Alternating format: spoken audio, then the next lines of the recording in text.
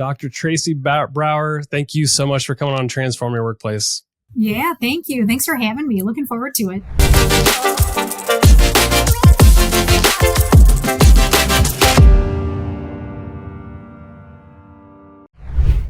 Your book, by the time this publishes, the book will also be out, but the book is The Secrets to Happiness at Work, How to Choose and Create Purpose and Fulfillment in Your Work. Let's just start out, like, what inspired you to write this in the first place, and what are you hoping that readers would take from it? Yeah, well, I was inspired by actually how little happiness there is. Like, there's this narrative, right, about how work is a grind and work is just negative and it's just a salt mine. And I actually believe that work is a really important part of life, and that we want to create the conditions for work to be a source of joy rather than a source of drudgery. So that's part of what inspired me to write it. And I think we're always looking for that, right? Like, work is never idyllic. It's never perfect. But to the extent we can empower ourselves to go there, I think that's what inspired me. How has this topic changed for you over the last few years? As you know, many people, employers, employees, managers, leaders, we've all kind of gone through it the last few years. And how has the way you think about happiness changed during that time? Yeah, I actually think it's more important than ever. I mean, we've always talked about happiness, and frequently it was in the context of work life and work life fulfillment and all that kind of thing.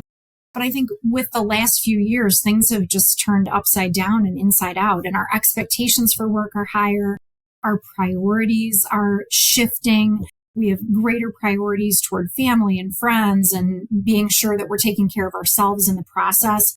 We have higher priorities for work being more fulfilling, more meaningful, more purpose-driven. And so that really, I think, puts more pressure on employers. It also puts more pressure on us. Like, how do we become agents in creating that kind of future of work? So I think it's actually become more important over the last few years or so. Yeah. The way I think about this topic too is, I think as individuals, our own happiness, we need to take control of that and not have to rely on an employer or a manager for our happiness.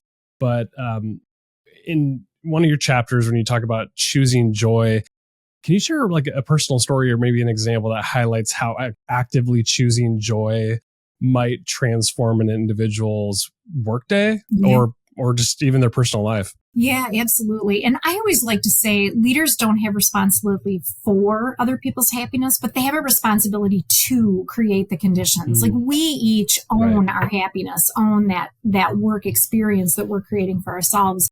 But leaders have a responsibility to create great conditions for work, managers, colleagues, all that kind of thing. And I think when we choose joy, what we end up doing is really thinking about our mindset, right? Like, we may not be able to control everything around ourselves, but if we kind of give up control and believe that nothing can be happy until all the things are in place around us externally, we're also giving up the power that we have over our own ability to create joy and create the conditions for joy.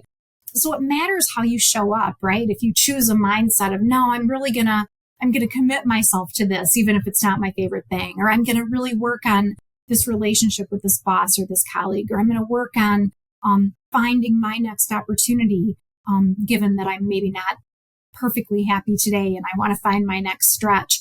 Those things can cause us to show up differently. So I've worked with so many organizations over the years, so I'm going to try to keep this anonymous. But yeah, I was working in a situation that was really quite toxic, and I worked so hard for so long to be optimistic and take a deep breath and, try to bring my best to it, and saw some progress, and then eventually had to make a decision that I wanted to really make a change.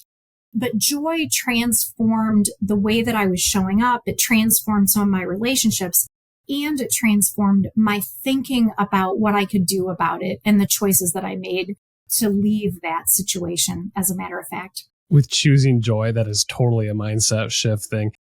As an individual, are there any like tricks or tips that you've learned to like retrain your brain in choosing joy instead of the negative things that are around us? Yeah, that's a great question. One of the things we know from research is that gratitude is a really, really influential piece. So one of the myths of happiness is that we can kind of chase it for its own sake. And in reality, the more we focus on trying to be happy, actually, the less happy we'll be statistically for a couple reasons. One, we're reminding ourselves of what we don't have. Otherwise, why would we be chasing it? And two, we're really focused on ourselves, which is negatively correlated with happiness. Positively correlated with happiness is thinking about others and how we're contributing and how we're really thinking about, contributing to the experiences of others. So a couple of tips or tricks. One is toward gratitude, like even in small ways, thinking about, I appreciate this about my capabilities or my people or my situation, right? Gratitude is one. And another is kind of expanding our perspective toward other people. One of the characteristics of depression or anxiety is feeling like our world is kind of closing in. And when we really focus on others and focus on how we can contribute to them, that actually contributes to happiness as well. So those two things, gratitude and then thinking about contributing to others, are really good tips and tricks. Have you found any unexpected sources of happiness that are worth sharing? There are so many. Like, there's so much cool research on this, right? Like, exercise is a source of happiness, not just because of endorphins, but because of blood flow. Taking naps on a Saturday afternoon or Sunday afternoon is literally correlated with greater happiness. Exercise is super correlated with happiness. Nature is really, really correlated with happiness. And so there are those elements, but then there are bigger things as well. Like when we search for stretch and learning and growth opportunities, when we really try to form deeper relationships with people that we care about, when we look to a sense of purpose, even in a small way, like how does the thing that I'm doing really matter in terms of how it contributes to the work, the value chain, all of that. So all of those are tips for how we create the conditions for happiness. A big area of why people are happy or not is whether they have the sense of purpose. And you cover this a lot in your book. And I want to take this, we could take this a couple different ways. I think there's like the purpose that I have as an individual and whether it's connected to the work that I'm doing and to the organization that I may be serving or working a part of. And then I think like having an employer, an organization that can define purpose and mission effectively to connect people to that overarching purpose. How do you suggest that we align in that way, individuals with organizations? Because that's a big source of happiness, in my opinion. It is huge. And it's super interesting. When organizations have a more clear purpose, they actually see better business results. And people tend to have a higher level of happiness, satisfaction, performance, retention, all of those kinds of things. And they work together. So purpose is about three things. Purpose is about, first of all, a feeling that there's something bigger than myself, outside of myself, kind of that bigger picture. Purpose is a sense that I can make a unique contribution to that thing. And thirdly, purpose has always got to be about people. Like we'll sign up for, 15% annualized growth, right? We'll be good citizens in terms of what other organization we're serving. Right. But the thing that will get us out of bed in the morning is thinking about how we affect people, real human beings. So organizations, when they're really clear about the organizational purpose, but then when they're clear about line of sight, like how does my work today, the immediate thing I'm expected to do, ladder up through the other people, through the value chain, through something that actually matters in the end? Though that's the way organizations can think about purpose. And as individuals, we can think about that little thing that we do that matters to other people. I think a lot of times we think about purpose with big, giant capital letters, and we think we have to be solving world peace or solving world hunger. And, thank goodness for the people who are, but the rest of us might just be like trying to get through the day. And so we can think about purpose as just the small thing that we do well. It's that there's a beautiful word probably a lot of people have heard of, ikigai, right? It's my reason for waking up in the morning. And there's a great example of the Japanese grandmother who gets up in the morning every day to make soup for her family, right? Like it's the small thing that we do that matters to somebody else. So if we can keep in mind that small thing that we do that matters to somebody else, that small thing that we do that ladders through the organization, ultimately to human beings, those are really, really great ways to think about purpose. Why do you think purpose matters so much to our happiness? Yeah, I did an article for Forbes on this not too long ago, and I think purpose gives us a sense of engagement. Like it reminds us of that bigger picture and how we should engage in the world. Purpose grounds us, like it gives us a focus, like that thing that we do best. And then purpose also connects us to a broader community. And we all need that sense of connection, whether we're introverts or extroverts. I think the other thing that purpose does is it gives us a sense of perspective. It gives us that kind of broader view. And actually, there's some really fascinating data about a sense of awe and how awe is related to happiness. Awe is that feeling you get like if you're on a mountaintop or you're like at an ocean, you're like, oh, like, wow, this is just a wow moment. You're seeing a sunset or you're, listening to the giggles of an infant or something like that.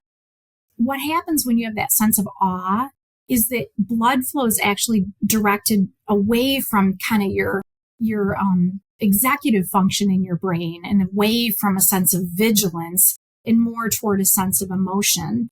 And we tend to feel small in relation to other things when we have a sense of awe. That is partly what purpose does, right? We feel this sense of being connected to something greater than ourselves. At the same time, we may feel small in comparison. So it's that sense of perspective that is a really big reason that purpose matters so much. For this next part, I'm going to read a passage from your book, and it'll tee up my next question. So the quote passage from your book is, "You've built your following on LinkedIn. You have more friends than the average person on Facebook, and you're known for never breaking a streak on Snapchat. So why do you still feel disconnected?" End quote. And this quote captures the essence of what I've heard from people and honestly, what I feel at times. So in a world like where at work, we're connected via email, we're connected on Slack and Microsoft Teams and Zoom and video, all these video calls.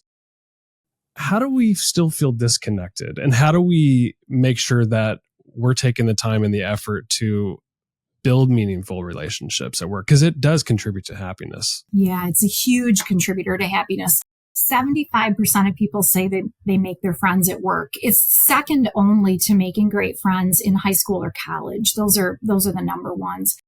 And I think the problem with so many connections and then why we feel disconnected is because I think of it as empty calories, right? It's like, I don't know, it's like subsisting on, God forbid, candy corn or something, right? Like we've got all these. I like candy corn.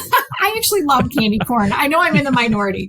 There are some people who think it's really gross, but like we might have all these connections, but if we need help, at a really vital time in the middle of the night or something, like we get a flat tire or we need some really big thing, those aren't necessarily people we're going to call. It's empty calories. We're relating, we're connecting, we're staying in touch, but not in a way that we feel seen or that we feel like we're really understanding others and kind of connecting more deeply with others. And so we have a loneliness epidemic in this country, and we have a loneliness epidemic globally. We have reduced our connections with others, even superficially, right? Like we don't talk to the barista anymore. We order on the app. We don't talk to the checkout person. We get the delivery to our door. And superficial connections are actually also correlated with happiness. Like just feeling like we're connected in our community makes sense. But we've elevated convenience over connection. And so I think what we need to do is shift our focus, shift our time investment toward being face to face with people, even if we're on video, toward being with people in a non-distracted way where we put our phones away, put our devices away, being with people and really asking questions and checking in and being attentive, being with people and listening to what they're going through, right? Being with people and commiserating and being authentic about what we're also going through. Those are the things that will move the needle in terms of less depression, anxiety, loneliness, and greater levels of happiness, because those connections, both at superficial levels and at deeper connection levels, which I've described, will actually make a difference in terms of our fulfillment. Okay, Tracy, I'm going to put you on the spot related to this. What's one really unique thing individually we can do to build relationships? And then what's one unique thing an employer can do to facilitate the opportunity to build relationships. Yeah, I think one thing we can do to build relationships is to invite mentorship into our experience. Look for advice, ask to get together with somebody for coffee, somebody that you admire. Start to build a relationship with that person. So, like, literally, the one thing is we could reach out and invite somebody to coffee. And one thing that employers can do is also really invest in getting people together in groups, like an affinity group, right? Like, have people take the ownership to set those up, but create a culture where people can, hey, let's get together because we all love cycling, or let's get together because we're all, young parents with young children, or let's get together because we, all want to be part of a community effort around gardening or something. When employers create the conditions where we can bring together, that's a big deal. I think the other thing, this is really a silly, easy one, but you know how a lot of times when we're in meetings at work, we're like tasky and we're efficient and we want to get onto the agenda. And we actually underestimate the importance of that small talk at the beginning where we're just getting to know each other. When we have closer personal relationships, we tend to follow up, follow through, and complete tasks more effectively. So employers could also just make space for that little bit of get to know you at the beginning of a meeting, little bit of get to know you at the end. We'll still get lots of good things done, but when we create space for those relationships, that makes a difference as well. It's funny because when I'm running team meetings, it was a group of 10 or something like that, I like to start with an icebreaker. Not everybody likes that, or at least it's cringy to them in some respects, but it reduces barriers, gets us to know little tidbits about each other that otherwise we wouldn't learn. And I like doing it. And maybe certain people don't like to do it, but because it's awkward or something, but I think it's worthwhile. It helps build relationships. I think so too. Like I've also written about the myth of mingling, right? Like sometimes it's really hard, especially for introverts, to just mingle. Okay, like just everybody get to know each other. Everybody show up either at the beginning of the meeting or the cocktail party or the chit chat. And sometimes those icebreakers give you just enough structure and just enough license to go ahead and, share. And like you say, we learn tidbits about each other. The most important determinant of relationship is proximity. When we see each other more, when we're more familiar, and we have a cognitive bias toward familiarity. The more familiar we are with something, the more we tend to be accepting of it. And partly that's because we understand, right? Like I got a tidbit about you that you got a new puppy and you didn't sleep last night, or, you just moved and oh my gosh, you're unpacking all your boxes. Those tidbits give us more important details that help us understand each other and therefore build stronger, more happy relationships. I'm like a self-proclaimed introverted extrovert. I often will have anxiety or not like I think I don't want to go interact with a group of people or even like get on a podcast, for example. I mean, I've done 500 of these interviews and bringing myself and the energy to do one, it's tough, but I feel on top of the moon like when I get to do it and I get to connect one-on-one with somebody who I've never met before. Truly, I would encourage people to step out of their comfort zone because that's where you build relationships. I truly believe that. Yes, it's so true. It's so true. And the other paradox of happiness is that hard things can be some of the most fulfilling things, right? Like, and when we step out of our comfort zones in whatever way that looks for us, that is absolutely correlated with happiness. Our daughter says brilliantly, even a bad workout is a good workout. Like, I don't always feel like going to the gym, but oh my gosh, even if I've had a terrible workout, I'm like, oh, I did it. And I think it can be like that sometimes with social jet lag or with, like sometimes we step out of our comfort zone. Like you think about if you have a great marriage or partnership, that's not always easy, but it's really fulfilling. Or you accomplish some really awesome thing at work and you feel great, but oh my gosh, it was hard. We sweated, we toiled, we struggled. A lot of times those things that are hardest, that knock us out of our comfort zones, are also the most fulfilling. So happiness isn't like, let's just find easy street. Let's just do, bonbons and butterflies every day. It really is looking for those opportunities to stretch. And it's tough because a lot of times we're resistant to it. The resistance will get you and it will impact your happiness, either positive or negatively. Like Tracy, like I'm sure there's so many times that you've like not maybe you wanted to do something or resistant to it, but got through it. And you're like, I am so glad I did that. Yes. Like how many times have you done that? I can think of many times. Totally. Absolutely. We did this huge trip. We went to Southeast Asia over the like December, January. We went for 3 weeks. It was really a big trip. It was such a big trip. And it really pushed us out of our comfort zones, and we learned so much, and it was amazing and wonderful. And I got back and I was just like, I just felt like a badass, like I did this, and it was really great. And partly it was the amazingness of the trip and all that we learned, but it was also the, hey, like we did this thing that pushed us so far out of our comfort zone. Yeah. So I'm with you. Totally. I love that. So this ties in nicely, but you advocate for choosing growth in the book, big section on it. What strategies do you recommend that individuals can do to continuously improve and grow in their career? Because I know that is a big source of happiness for a lot of people, is just growing and having more opportunity, maybe more money. Yeah, you're so right. Absolutely. I think there's a really big part here about professional courage and risk taking.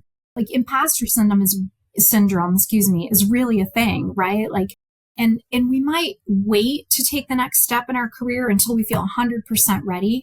And I think we absolutely can take a risk and step outside of our comfort zone when we're 70% of the way there. Go for the job, put in for the promotion, advocate for yourself. That is an element of professional courage.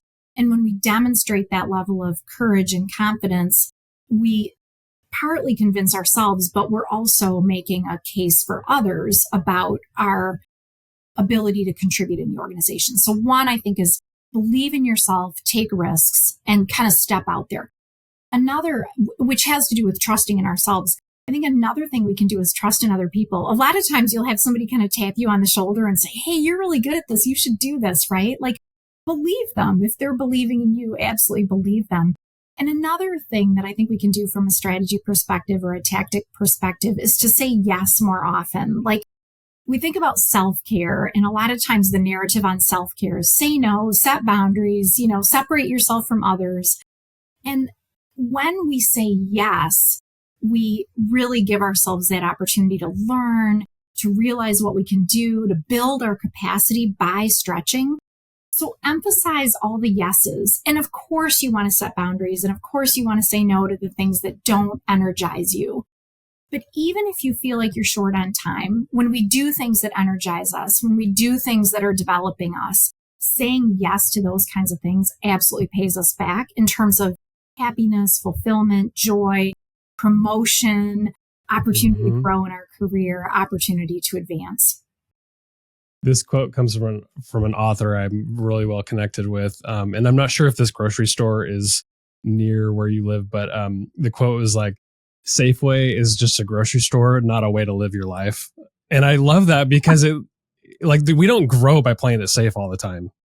We grow by taking risks, smart risks. They don't have to be like critical, risks, but I so agree with what you're saying. Yeah. I don't know if you want to respond to that, but. I love that. Yeah, absolutely. It's kind of that idea, like it's live to work or work to live, right? Like we want to have a wonderful life. And dimensionality is a great concept here. Like we want to get constructive, appropriate identity from our work. Work is part of life in a good way, right? It's the way we express ourselves, express our skills, express our talents, contribute to our community.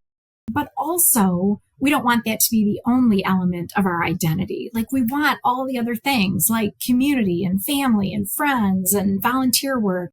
And so more is more in terms of the dimensionality of how we understand ourselves and the extent to which we put ourselves wholeheartedly into our work in a good way.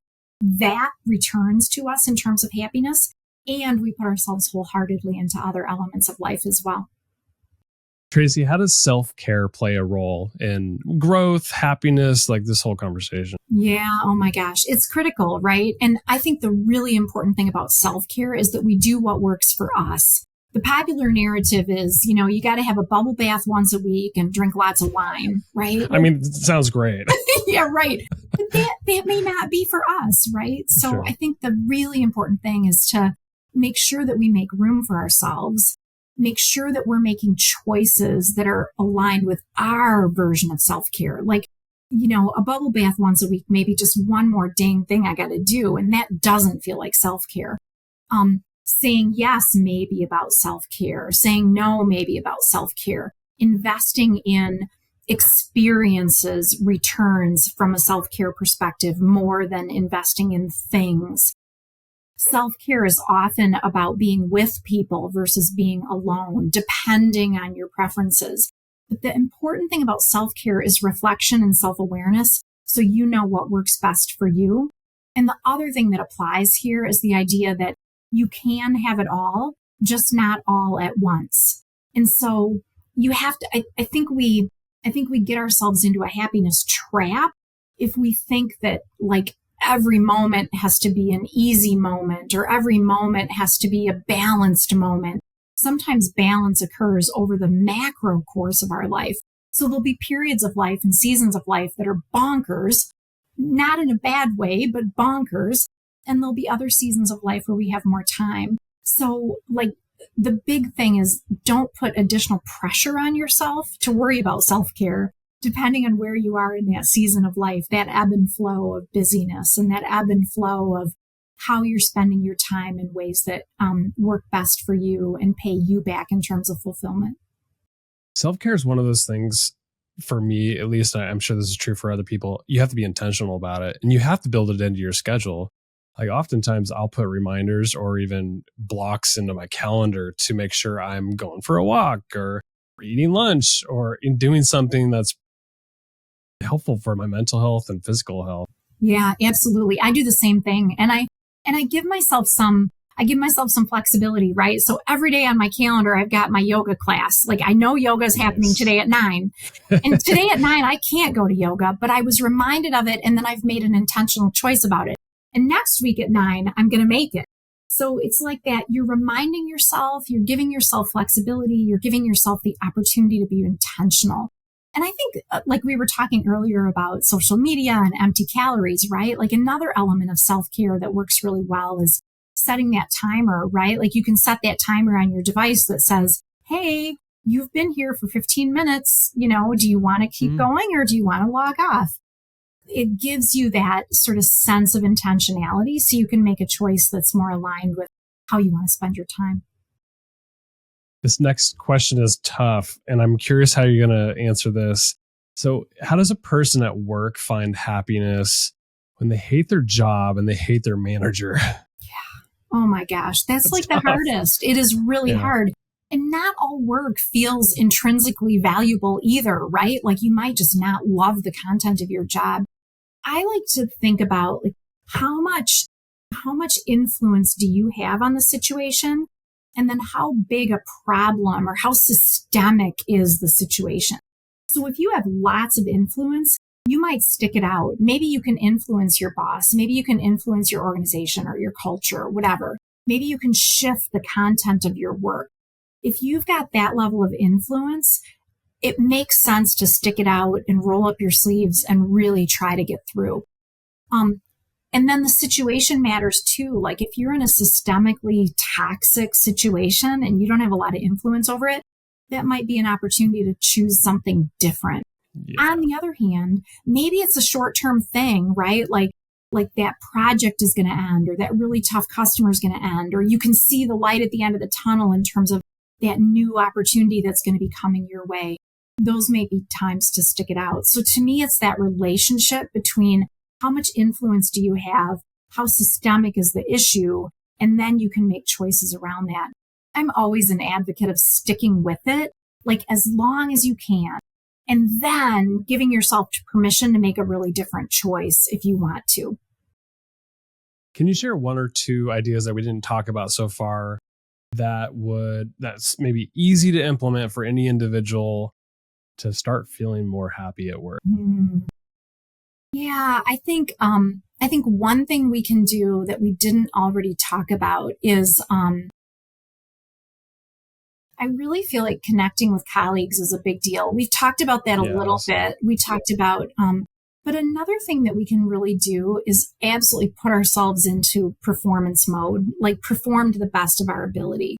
When we feel like we're committing to a job, when we feel like we're absolutely performing to our best, even if we don't love the content of our job, that contributes to happiness because performance contributes to happiness.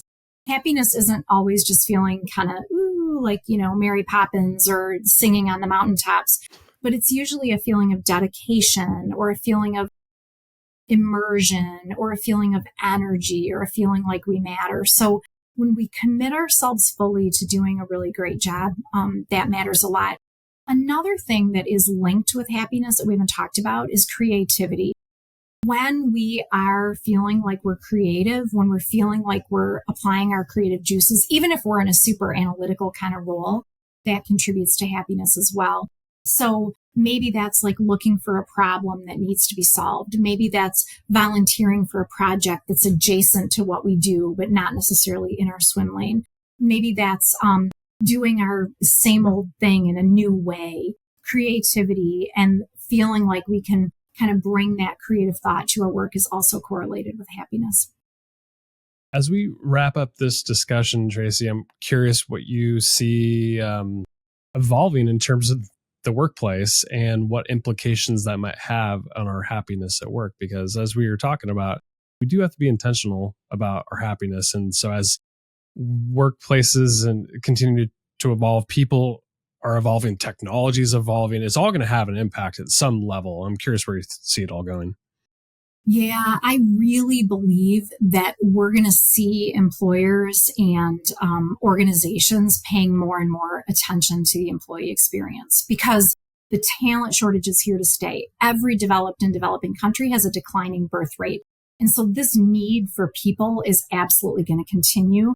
Technology will help, but it won't replace us all. We will have this fundamental value that we will need to bring as humans to the organization.